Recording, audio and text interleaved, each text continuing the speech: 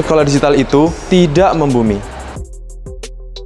Sekolah digital itu mendorong kita untuk melek teknologi. Sekolah digital itu hanya untuk orang-orang berprivilege. Sekolah digital gak sesimpel itu. Pertanyaannya, sekolah digital untuk siapa?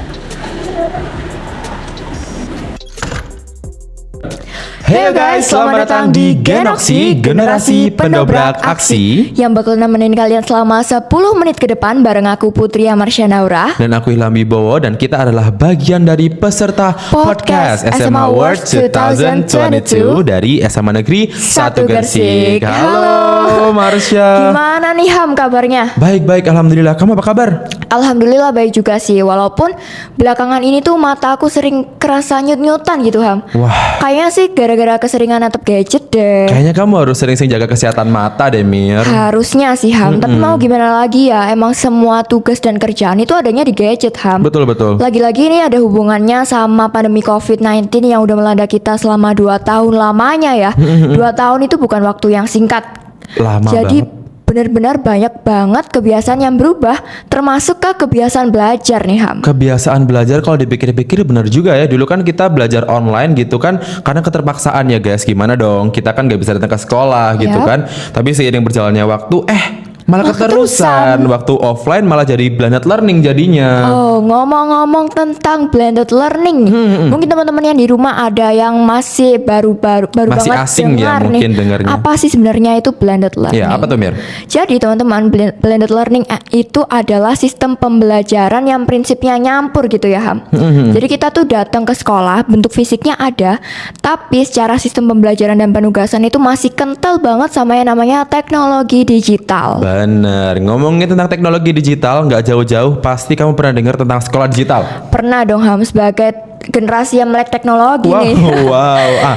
Menurut kamu apa nih definisi sekolah digital? Jadi sekolah digital itu adalah sekolah yang menerapkan prinsip teknologi digital menuju era pendidikan 4.0. Keren Wow, banget keren gak sih? banget dengernya. Tapi Yap. Marsha, setiap gagasan pasti ada pro kontranya nih. Nah, bisa kali ya kita bahas? Boleh? Aku pernah baca nih Mir. Pronya, seperti yang kita tahu bersama kan, everything sekarang itu adalah technology based. Apalagi di masa depan is very technology based. Nah, Oke. dari situ sekolah digital berperan untuk memajukan dan juga menyesuaikan perubahan zaman ini. Bener banget sih. Tapi kontranya nih Mir. Nah ini dia yang patut dipertanyakan. Betul. Katanya ada orang yang bilang kalau sekolah digital ngebuat anak antisosial. Kok bisa? Kan semua kan udah ada di gadget, paling terdekat ya HP, semua didapat di HP, dan itu mendorong anak untuk tidak bersosialisasi. Kan bahaya banget ya pandangan kayak gitu. Padahal nggak gitu juga ya Ham. Nggak gitu juga. Kamu ngerasa nggak sih kalau sekolah digital itu sebenarnya nggak bisa dikotak-kotakan atau didefinisikan sebagai sekolah yang memfasilitasi siswanya serba digital, serba mewah gitu? Nah itu poinku Mir. Justru kalau misalnya ada stereotip seperti itu malah menciptakan educational gap karena teman-teman yang mungkin memiliki fasilitas pendidikan yang kurang baik memandang teman-teman yang memiliki fasilitas pendidikan yang baik kayak kok aku nggak dianggap. Wah, timbullah kecemburuan sosial. Wah, bahaya banget ya. Bahaya Ham. banget. Berarti kalau udah ada miskonsepsi kayak gini kan harus dicari nih benang merahnya dari permasalahan ini apa, dan sebenarnya poin penting dari sekolah digital tuh apa sih Ham? Oke, selaku siswa ya yang sekolahnya menerapkan kurikulum Merdeka Belajar. Oke, poin menarik. belajar sekolah digital itu cuma 2. Berpikir kritis dan juga melek teknologi. Oh, masuk akal sih. Ngomong-ngomong tentang kurikulum Merdeka Belajar nih Ham. Betul. Kita kan sebagai siswa SMA Negeri 1 Gresik yang dimana SMA Negeri 1 Gresik ini merupakan salah satu sekolah percontohan yang berkesempatan untuk menerapkan sistem kurikulum Kurikulum Merdeka Merdeka. Belajar Betul. generasi pertama di Indonesia Generasi gitu kan. pertama, betul. Pastinya kita sebagai generasi pertama tuh ada hal-hal yang berkesan gitu, termasuk ke penugasannya nih Ham. Penugasannya, anyway guys, dulu kita kan sekelas nih, pasti mungkin kita punya pemikiran yang sama. Kita coba aja gak sih? 1, 2, 3. Geografi itu kan kita punya pikiran yang sama. Kayaknya teman-teman kelas juga kalau ditanyain pasti jawabnya sama Geografi sih Ham, sih, geografi. Karena emang teman-teman ya,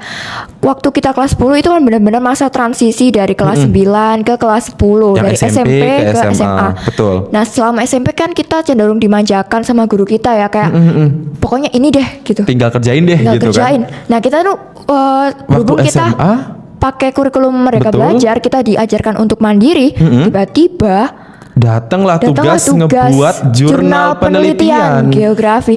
Nah kita kan jadi bingung nih Ham, gimana cara ngerjainnya, terus gimana cara researchnya, gimana cara pakai software yang sebenarnya kita masih asing makainya gitu. Betul, apalagi dulu kan lagi parah-parahnya pandemi ya guys, sedikit kita disuruh untuk membuat jurnal penelitian. Kan kita bingung gimana nih caranya. Nah, jadi kita mau nggak mau menggunakan teknologi paling dekat yakni Meet dan juga Google. Nah Google yang selama ini dianggap remeh dan buruk gitu ya Betul, pandangannya. soalnya kan kayak dianggapnya tempat copy paste, tempat anak-anak nyontek gitu kan. Padahal kan ini balik lagi ke cara kita menggunakannya, Marsha. Padahal kalau dari kita sendiri itu sangat benar-benar membantu. Membantu sekali untuk mencari sumber-sumber penelitian dari penelitian sebelumnya gitu loh untuk jurnal kita. Nah, kamu ngerasa gak sih Ham kalau tugas geografi yang udah dikasih sama guru kita waktu kelas 10 itu Betul. termasuk ke salah satu implementasi dari sekolah digital itu sendiri? Bener juga ya kalau dipikir-pikir. Walaupun kita waktu itu cuman pakai teknologi yang terdekat aja deh Ham. Betul-betul. Smartphone itu termasuk salah satu upaya untuk membumikan sekolah digital. Membumikan sekolah digital. Menurut kamu gimana nih membumikan sekolah digital yang bagus gitu? Membumikan sekolah digital. Gimana ya Ham? Dengan kita menggunakan teknologi digital terdekat kita seperti smartphone atau laptop itu udah termasuk upaya kita untuk mewujudkan definisi dan makna dari sekolah digital sesuai dengan kemampuan dan karakteristik yang kita punya masing-masing gitu loh Ham. Betul. Mengingat sekolah di Indonesia kan fasilitasnya belum cukup merata gitu. Jadi kita bisa mengupayakan dengan cara sesimpel itu. Bayangin aja deh teman-teman untuk yang dibilang Marsha tadi yaitu menerapkan menggunakan smartphone untuk membumikan sekolah digital. Bayangin teman-teman deh, terus kawan teman-teman sampai seluruh siswa di Indonesia menerapkan hal yang sama. Transformasi gede-gedean apa nih yang bakal dihasilkan dari kegiatan kecil banget loh memanfaatkan smartphone itu. Nah, itu yang namanya small steps does matter. Itu dia. Nah, jadi buat teman-teman yang merasa sekolahnya mungkin fasilitasnya belum cukup mumpuni nih Ham, untuk mencapai ke definisi sekolah digital sesuai dengan stereotip yang beredar di masyarakat. Betul. Gak perlu insecure, gak perlu takut ketinggalan karena kita bisa berproses bareng-bareng. Ya gak sih? Betul banget. Apalagi kan kita semua tahu kan kecerdasan teman-teman di Indonesia itu benar-benar kayak kreatif banget.